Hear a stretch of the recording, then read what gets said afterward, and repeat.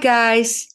Today's question is if these challenging times, especially the news feeds about these crazy times, like the insecurity about the future or the fears about the impact of what is going on, the negative news feeds, if these are impacting our health, especially if these are adding to our chronic disease? Well, the answer is it depends, because everybody has their own way of processing all those external messages or external circumstances. However, chances are that we are internalizing the external world. So those negative news feeds and negative conversations about these crazy times, that we internalize those conversations, those messages, those fears on a conscious level or on a subconscious level. Either way, whether it is conscious or subconscious, when we internalize these stressors, it does have a big impact on our health. Not if this would only be for an hour or a day or 2 days. But these stressors are going on quite some times, right? For some, even a couple of years. So when on a consistent basis, although it's not continuous, but we have those intervals or those episodes of this overwhelm, of this fear, this insecurity, because we have this outlook on the future, or our circumstances are such that we internalize these fears,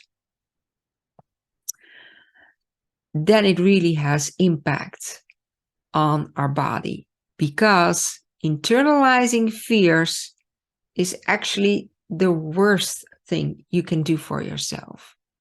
It has the biggest impact on your body, because when we internalize these stressors, the brain sees it as a big threat, a big fat threat.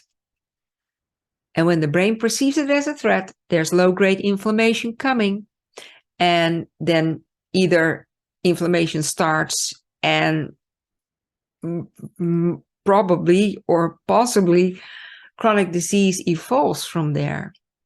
But if we already have chronic disease, we already have a low-grade inflammation, so it adds to the low-grade inflammation. We feel that by being more tired, having more brain fog, have little aches, unexplained pains.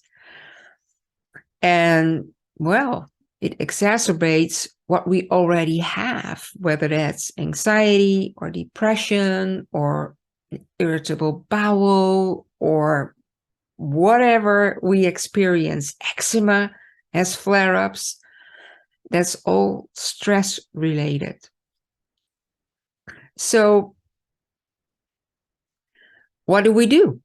What can you do about it? Because it's easy to say, oh, just don't internalize it. Just don't look at it. Well, it is in my nature, but that's an adopted nature. I had to grow a lot to be able to do that. It is now in my nature to not focus on those news feeds, not focus on the external world so much. It's not that I close my eyes for it. I do know it. I do see it. But I do not internalize it. I see it for what it is. And that is really important to do for our own health, for our mental health, and for our physical health. So for those of you who know me a little, you know that I help people to reverse chronic disease, physical chronic disease and mental chronic diseases. Chronic diseases in general, because after all, chronic diseases all originate from the same source, and that is systemic low-grade inflammation. So I help people by reducing or eliminating this low-grade inflammation to live by three principles, the three basic principles to reverse chronic disease and recreate health. And that is the same that I would suggest to do when we just want to shield ourselves from those external influences, those external news feeds, and this craziness that's going around, the fears that are going around. So, just briefly, let me give you those three basic principles. The first one is equanimity, the second one is temperance, and the third one is vivacity. Let's dive a little into equanimity. Equanimity is about a balanced mind. It is a perspective to have that everything that happens around us, everything that we do to ourselves or that other people do to us, or everything that just happens or that we observe, that we do not take the perspective of how it should be, but just as it is. It's quite non-judgmental, because when we see everything that happens around us in a way that we refer it to as we think it should be, based on beliefs or values or whatever, that there's always a gap, because we do not see it for what it is, but we see it in a way that it is not living up to what we believe that it should be. So when we look at ourselves, we do not live up to what we think of ourselves that we should be. So we can never be enough. We can never be good enough.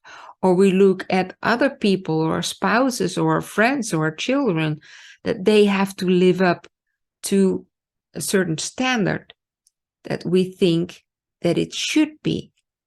They can never live up to that.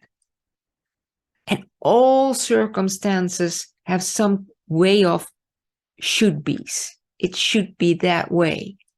That's just our frame, our paradigm, that things have a certain way of how they should be. But what if we just let that go? Like we have this big coat that we can just take off our shoulders of all the should be's, and just look non-judgmental to all situations, everything that happens to us, everything that we do to ourselves, everything that comes to us from the news feeds, that we just see it as it is. It is non-judgmental. That would be quite a relief, right? Now, that doesn't mean that we just are in total acceptance and don't think that we should not do anything about it, because that would knock out all improvement, of course. That would knock out all our self-development, our inner growth, the growth of other people, the growth of the planet. The thing is, we can also be non-judgmental, but not look at how it should be, but just look at how we see that things are growing, especially that we see our own path of where we are going. And if we see that path of what we are going, that could include making a contribution to that what we see and we do not like. So we can become an active participant in improvement just by looking on where we're going and not hammering on that what we think is not good, that thing that brings us fear because we have another opinion of how it should be. It's a great relief, right? To let that go and just put all our energy into where we want to go, because it is energy, and energy flows where attention goes. So when we put our attention on the fear, that is what grows. And when we put our attention on where we can go, then that is what grows. So that is equanimity. Focus on our values. Focus on where we are going. Be a little bit light about what is right now. We have been in dire times before, right? Every one of us has. And we have been in very challenging times before, right? We're still here, especially when we are in a situation where we really do not want to be, where we experience lack of fulfillment or lack of money or lack of health. Remember, there's still a lot around that we can also put our focus on that is going quite well. Even when we have a multiple chronic diseases, and still with those over 50 trillion cells in our body, there are trillions of cells that are still doing great. And we can put our focus there as well. That is equanimity. Now, it may not always be easy to shield ourselves from the outside news feeds, from the outside fear. So, to build this shield for all the external influences that we have every day, we are also building a shield for our immunity in the same way. And a great vehicle for that is meditation. Now, you can do it in any way you like. If you have a natural gift to respond to situations instead of react, and see the greater values instead of the reality, you see where you're going instead of what is right now with the shouldn'ts, that's great. But if not, I think meditation can be a great vehicle for you. It's not only calming the mind, it's also calming the body, and this relaxation directly lowers inflammation. And when inflammation is decreased, your immunity goes up. So your immune system strengthens. Meditation is a great vehicle to contemplate on those things in our inner being, like, can I respond or do I react? Can I see appreciation for everything in my life that is going well, instead focusing on those things that are not going so well? Meditation gives the room to ponder about where we are going and the things that are really important to us. It gives us peace of mind. And this peace of mind has a direct influence on our mental health and our physical health. Equanimity actually is the greatest good that innately we all have. But for a lot of us, it's dormant. That's why we have to wake it up.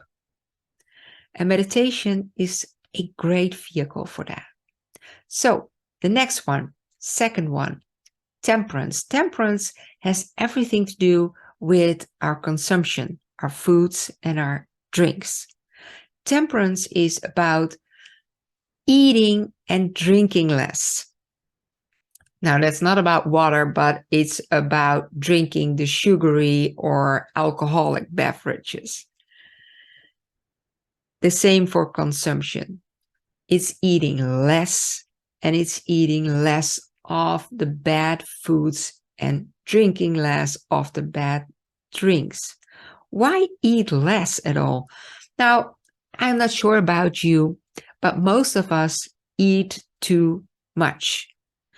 And when you have one or more chronic diseases, I'm quite sure you eat too much, and you can just halve your portions, put them in half. Why? Because when you have chronic disease or you have more chronic diseases, your body is in a state of low-grade inflammation. And when your body has low-grade inflammation, there is less energy, less attention, less focus on digestion to start with. So we cannot just digest everything anymore. We can only digest smaller portions. Secondly, when we have low-grade inflammation, our digestion goes overboard. So the microbes in our belly who are responsible for digestion, they're not optimal, or they're almost non-existent, so to speak. That's not possible because we do have microbes, but they're not functioning that well, and they're not enough of them. So that is also why we cannot digest well. And when we do not digest well, we add to the inflammation. So it is really worthwhile to eat way less. And then also eat really less, or just get rid of it at all, are the foods that are pro-inflammatory, like the added sugars, like the processed foods, like animal products. Instead, choose fresh fruits, fresh vegetables, nuts, legumes, whole grains, herbs, spices. And it's best when they are really fresh, but they should be the whole thing, the whole fruit. And yeah, by the way, it is delicious, but it's also really good for inflammation. It's anti-inflammatory. So it subtracts from the inflammation and therefore subtracts from chronic diseases. So that is temperance. One more thing. Also, do not eat after 7 p.m. because your whole system has a circadian rhythm and doesn't digest well after 7 p.m. Also, when you do not have any chronic disease.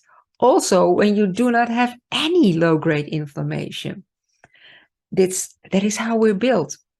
So especially when we do have chronic diseases, we do not want to eat after 7 p.m. because if we do not have to digest food, the body can redirect that energy to repairing of cells, like we do when we sleep. So we extend that window of repair by refraining from food or drinks that we have to digest. So just stick to water and green tea. That really would be best. So then vivacity, liveliness. Now, when liveliness doesn't come natural, and that is especially the case when we are living in challenging times, when we are living in crazy times, it is really hard to be immune for everything that is going on. Then the liveliness that we can have may not come naturally. The best thing is to regenerate it from the inside. How do we do that? Again, meditation will help, but just by doing something that you really, really like, or that you really, really love. Connect with the people you love. Do something, a passionate hobby, or whatever you like, whatever creates that energy for you. Go outside, whatever you can do, especially when you can recreate it from inner joy and inner harmony, inner peace. These are life givers. These are energy generators. That's the best thing. Now, in challenging times, that may be a far stretch for a lot of us. So I have a next best thing that for sure we can always do. Also in challenging times, also when we are really low energy. Fake it. Because we can do a lot with our body that is mimicking liveliness. And our brain does not have a mind of its own. So whenever we are mimicking liveliness, when we are mimicking all is well, the brain gets all is well and signals down all is well, and we will lower inflammation. And when we lower inflammation, we strengthen the immune system. So we shield ourselves. So how do we do that? Well, there are a lot of ways to do that. First of all, with our breath. Signaling all is well with our breath is just thinking all is well. Then our breath becomes smoother, more regular, calmer, a little bit deeper. And then automatically the brain receives all is well by a smooth, a little bit deeper, regular breath. Secondly, we can just fake a smile because there are a lot of muscles in our face. And when we fake the smile, the brain gets the signal that all is well. We can also do yoga stretches.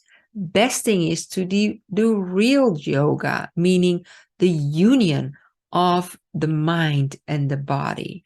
But real yoga is quite advanced. So if you're not there yet, do the yoga stretches, like spine rotations. When you do those spine rotations, you release the tension in your body. And when tension goes down in the body, the signal goes up that all is well. So it lowers inflammation, strengthens the immune system. You get it by now, right? Last thing that we can do is go outside, or there are many, many things, but the last thing that I will give you right now is go outside for a brisk walk. It's the fresh air will help you, but if you take a walk, you have a movement in a relaxed space. And the movement of the relaxed space will give the brain the signal that all is well. Moreover, you are using your muscles, and your muscles are actually an endocrine organ, meaning it makes all kinds of chemicals. And the best thing that they make are anti-inflammatory chemicals by just using them. Every time you use your muscles, you produce anti-inflammatory chemicals, and you can really use them when you have one or more chronic diseases. So move. When you move, your inflammation goes down a little. And when your inflammation goes down a little, what happens? Your immune system strengthens.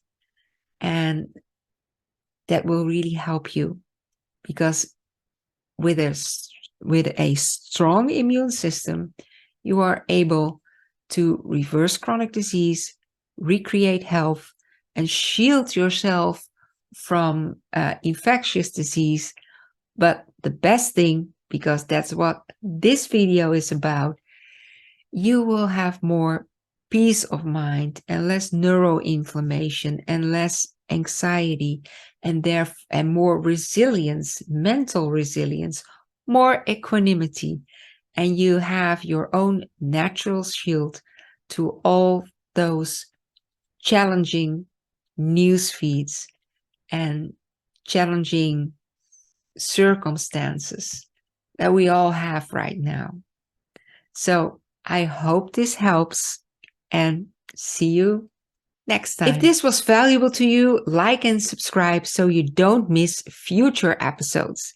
And if you want to take it to a next level, consider to do a training on Saturday. You can find all the details in the description box below. Maybe see you there.